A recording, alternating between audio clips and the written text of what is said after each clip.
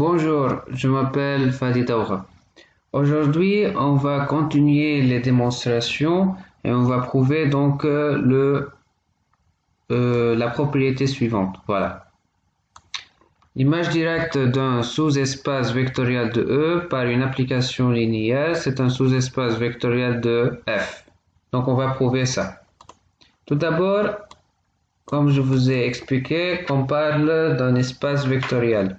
Donc E, qui est l'ensemble de départ de la fonction, est un KEV. Ok? C'est un KEV. Et F est aussi un KEV.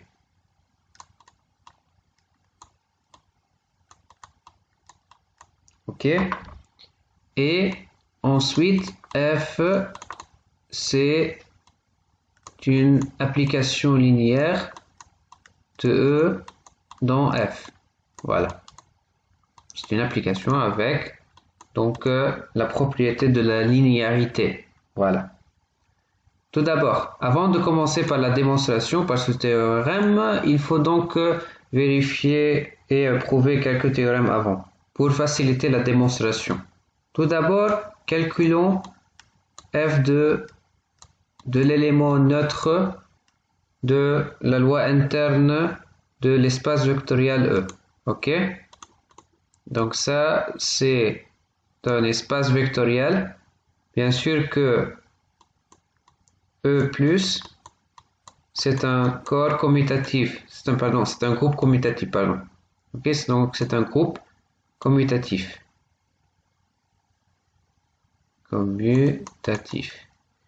Que veut dire un groupe commutatif? Ça veut dire que l'élément neutre existe pour la loi interne. Ok? Et ça, c'est donc la loi interne qui est plus de E. Et ça, l'élément neutre de la loi interne de E est noté par ce symbole-là parce qu'il est unique. Maintenant, on va calculer f de l'élément neutre de la loi interne de E. Tout simplement, égale f de l'élément neutre plus l'élément non neutre, n'est-ce pas? Ça, on est d'accord avec ça. Si vous savez bien la définition d'un élément neutre, alors vous pouvez donc être convaincu que f de l'élément neutre est égal à f de l'élément neutre plus f de l'élément plus l'élément neutre. Voilà. Parce que même je vais faire un petit rappel pour être d'accord que tout le monde connaît la définition de l'élément neutre. Donc quel que soit x appartient à E, on a donc x plus l'élément neutre égal à x. Et puisqu'on parle de tous les éléments de l'ensemble E, donc parmi les éléments, on a l'élément neutre. Donc ça, c'est donc en cas particulier. Donc on a l'élément neutre plus l'élément neutre égale l'élément neutre. Voilà. Maintenant, donc on a démontré pourquoi l'élément neutre est égal à l'élément neutre plus l'élément neutre. Maintenant, une fois qu'on a donc remplacé l'élément neutre par cette valeur, alors on va appliquer donc la propriété de la fonction de l'application linéaire. Voilà. Maintenant, en utilisant l'application, donc la propriété de l'application linéaire, on peut écrire comme ça, voilà. Donc ça, c'est grâce à la propriété de l'application linéaire. Ok, je vais entrer dans les détails ici, dans la démonstration, pour être sûr et certain que tout le monde comprenne. Ok. Maintenant, qu'est-ce qu'on a obtenu à la fin? On a obtenu que f de l'élément neutre de la loi interne est égal à f de l'élément neutre de la loi interne de E plus f de l'élément neutre de la loi interne de E. Voilà. Maintenant, on va ajouter le symétrique de f de E0. Pourquoi? Parce que tout simplement f est aussi un espace vectoriel Et puisque F c'est un espace vectoriel, donc tout simplement, parmi les propriétés d'un espace vectoriel, c'est que F plus c'est un groupe commutatif aussi. On a déjà expliqué ça pour l'espace vectoriel E. Et la même chose pour l'espace vectoriel F. Donc F plus c'est un groupe commutatif. Du coup, selon la définition d'un groupe commutatif, chaque élément de l'ensemble F est symétrisable. Ça veut dire qu'il existe un unique symétrique par rapport à la loi interne, plus qui est la loi de composition interne de l'ensemble F, qui est l'ensemble dérivé de la fonction, de l'application linéaire F. Donc, on va donc ajouter de l'autre côté donc l'élément symétrisable, c'est moins F de E0. Voilà. Égale F de E0 plus F de E0 plus F de E0. Pourquoi on a écrit ça? Pourquoi donc on n'a pas utilisé des parenthèses? Parce que tout simplement, F plus c'est un groupe commutatif, n'est-ce pas? Dans un groupe commutatif, la loi de composition interne est associative, n'est-ce pas? On est d'accord avec ça. Commutatif, c'est difficile d'écrire avec ça. Bon, donc ici, la loi de composition interne de F, de l'ensemble F, du groupe F, c'est associatif. Bon, maintenant, on sait bien que l'addition de l'élément avec son symétrie va donner l'élément neutre de F. Parce qu'ici, on travaille dans F. Parce que F de E0, c'est un élément de F. Voilà. Donc, c'est égal à 0 de F. C'est pas de 0 de E. Parce qu'on travaille ici dans une équation dans F. Pas dans E. OK? Parce que F de quelque chose appartient à petit f, ok? Donc f de quelque chose appartient à l'ensemble de dérivés f, voilà. Ensuite, ici, on peut simplifier, donc on peut écrire f de 0 plus OF, voilà. Vous savez bien, donc la propriété fameuse, donc l'élément neutre plus quelque chose, y on va dire, égale y, quel que soit y, appartient à f, n'est-ce pas? Bon, donc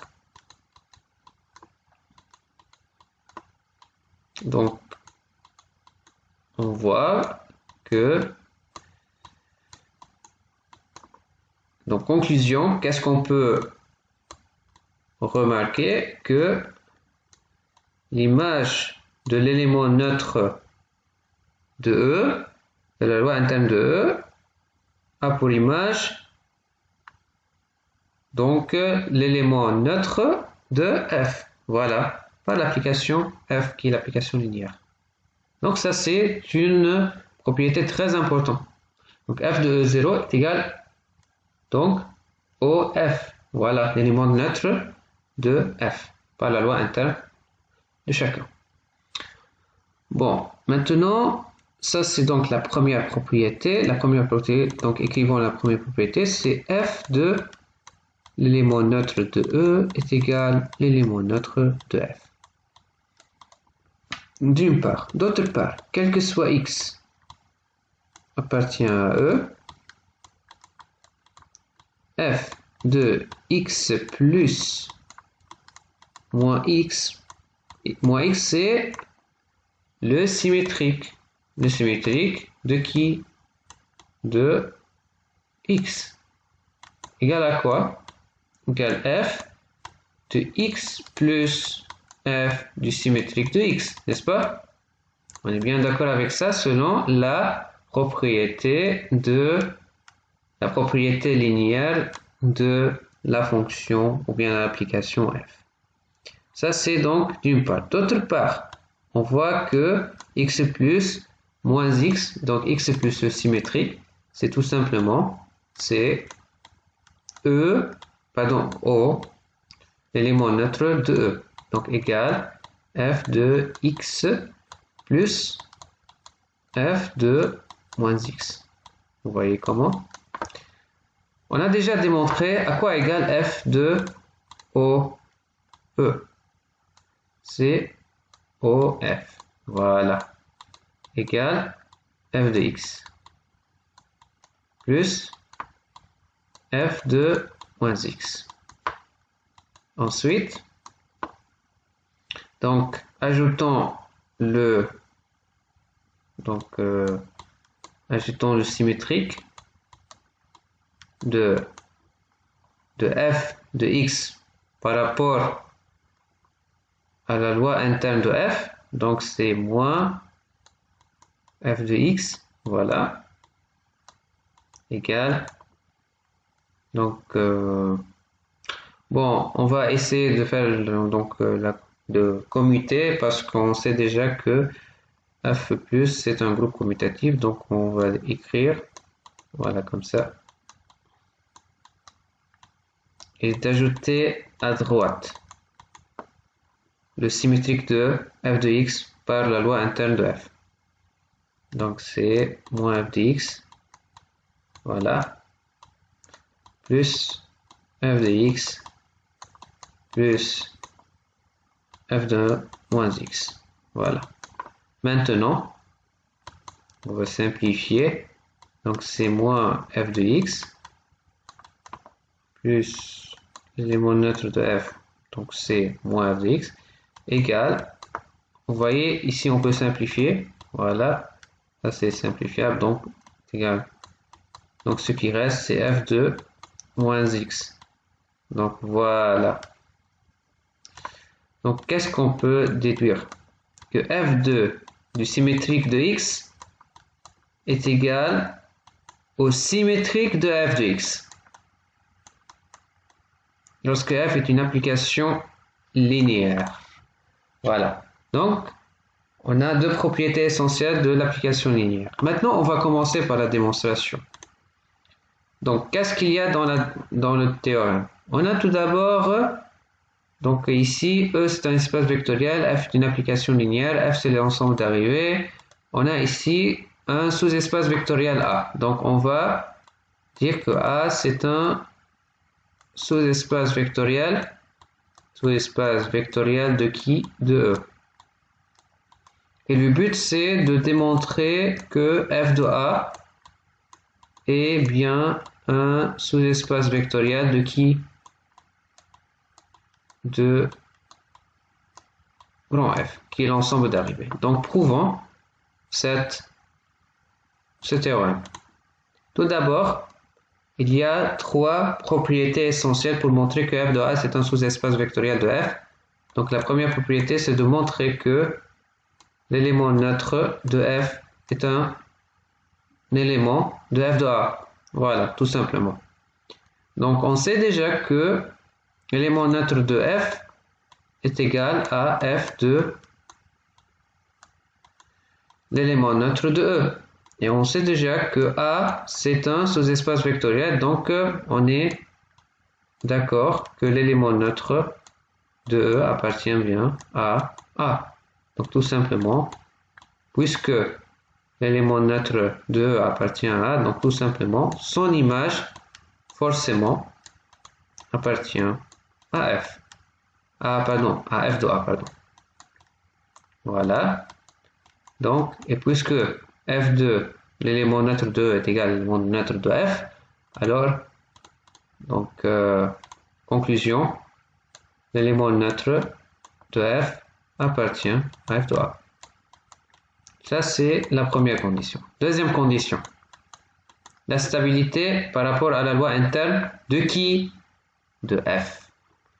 Donc, quel que soit X, on va dire, et Y appartient à F de A, il faut montrer que X plus Y appartient à F de A. Voilà, tout simplement. Que veut dire X et Y? X appartient à F de A, ça veut dire qu'il existe un élément de A, pardon, tel que x égale f de A. On est d'accord avec ça. Et la même chose pour y.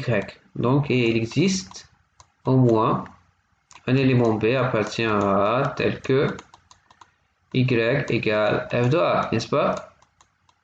Bon, très bien, super.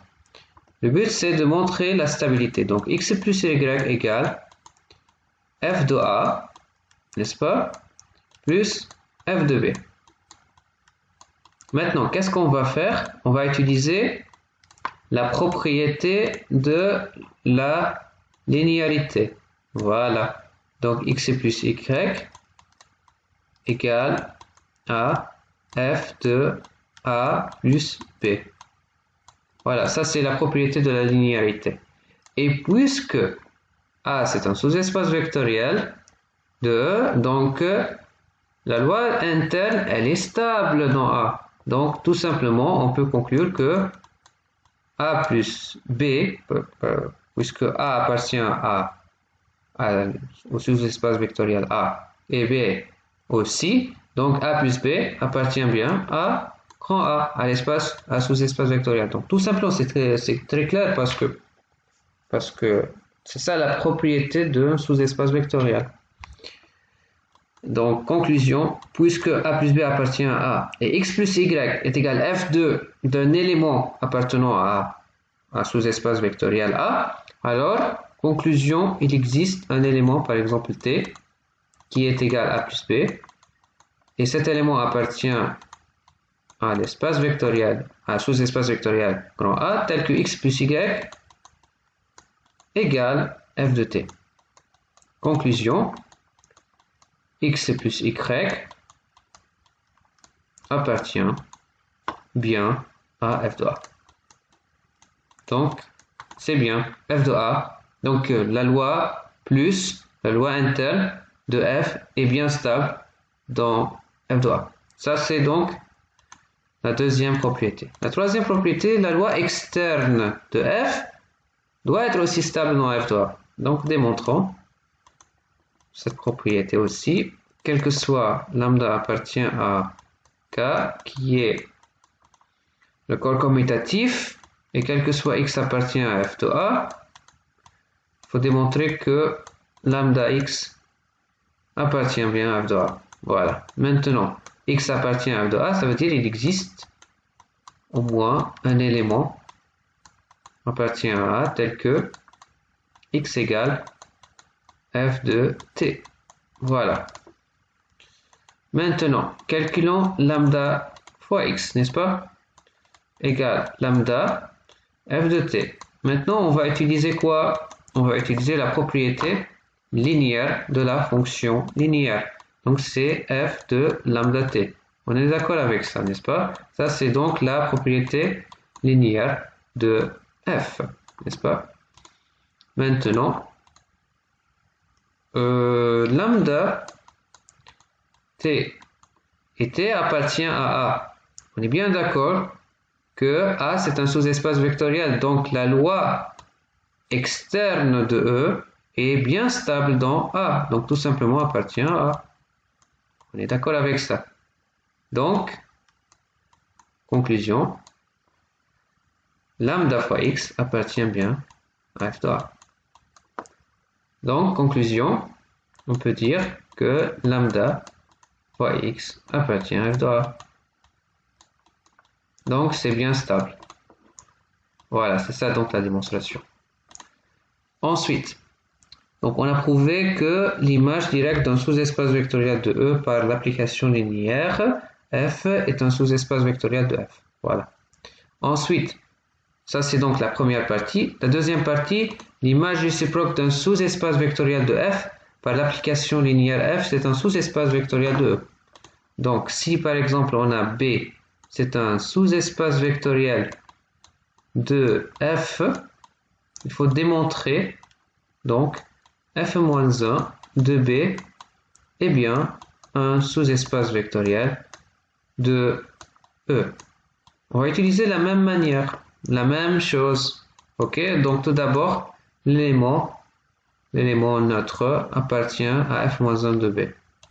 Bon, pour montrer, donc, tout d'abord, il faut calculer f de E. F de l'élément neutre de E est égal à f de l'élément neutre de F qui appartient bien à B. Donc, tout simplement, conclusion. Bien sûr, pour savoir pourquoi l'élément neutre ici appartient à f-1 de B, il faut comprendre que veut dire f-1 de B. Ok, ça c'est en fait le cours d'algèbre que j'ai expliqué depuis 2 semaines. Ok, donc il faut bien regarder mon cours sur la définition de f-1 de B. Ou bien, je vous explique un petit rappel. f-1 de B, c'est l'ensemble des x, ok, appartient à qui? Appartient à E, à l'ensemble de départ, tel que f de x est bien un élément de B. Voilà. Donc, si f de x appartient à B, donc tout simplement, x appartient à f-1 de B. Ici, on a f de l'élément neutre de E est égal à l'élément neutre de f. Donc, puisque f de l'élément neutre de E appartient bien à B, donc tout simplement, x qui est l'élément neutre de E appartient à f-1 de B. Donc, on a appliqué tout simplement la définition. Ça, c'est la première condition. La deuxième condition maintenant, la stabilité. On va utiliser ça. La stabilité, donc, quel que soit x, y, appartient à f-1 de B. Ok, f-1 de B. Bon. Que veut dire ça? Je vais utiliser autre couleur. Alors, f de x donc appartient à B et f de y appartient aussi à B, n'est-ce pas? Et puisque B c'est un sous-espace vectoriel, donc tout simplement on a la stabilité par rapport à B. Donc f de x plus f de y appartient à B, n'est-ce pas? En utilisant la linéarité, donc f de x plus y appartient bien à B, n'est-ce pas? Parce que f de x plus y égale f de x plus f de y, n'est-ce pas? Donc, conclusion, x plus y appartient à f-1 de B. Donc, ça, c'est la stabilité par rapport à l'addition. Maintenant, la stabilité par rapport à la loi externe de E, de l'ensemble de départ. Quel que soit lambda appartient à K, le corps commutatif, et quel que soit x appartient à f-1 de B. Voilà. Maintenant, bien sûr, f de x appartient à B. Ok. Maintenant, puisque B c'est un sous-espace vectoriel, donc la loi externe de f est stable dans B, n'est-ce pas? Donc, tout simplement, on applique la stabilité, la propriété de la stabilité. Et puisque f c'est une application linéaire, on va appliquer donc la propriété linéaire de l'application f. F de lambda x est égal à lambda f de x. Donc, voilà. Donc, vous voyez bien que lambda fois x appartient bien à f de moins 1 de B. Donc, on a prouvé la stabilité. Donc, c'est bien prouver le théorème, de la deuxième partie du théorème. Donc, voilà, c'est ça donc la démonstration. Si vous avez donc des questions, n'hésitez pas donc à poser des questions sur YouTube ou bien d'écrire des commentaires sur YouTube ou bien de me contacter ou bien sur Facebook ou bien sur LinkedIn. Ok? Donc, on va donc démontrer dans la prochaine vidéo ce théorème-là. Donc, si f, c'est une application linéaire de E dans f, si f est injectif, si et seulement si, ker de f est égal au singleton de l'élément neutre de qui? De E. Voilà.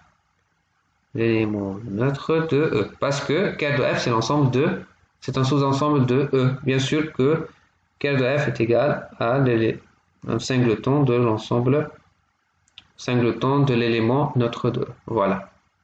Bon, à la prochaine vidéo et à la prochaine démonstration. Salut.